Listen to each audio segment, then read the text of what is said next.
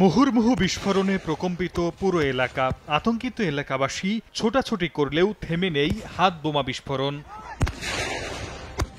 এলাকাবাসী জানান, আধিপত্য বিস্তার নিয়ে দীর্ঘদিন ধরে শরীয়তপুরের জাজিরা উপজেলার বিলাসপুর ইউনিয়নের সাবেক চেয়ারম্যান কুদ্দুস ব্যাপারী ও স্বেচ্ছাসেবক লীগ নেতা জলিল মাতবরের মধ্যে বিরোধ চলছিল।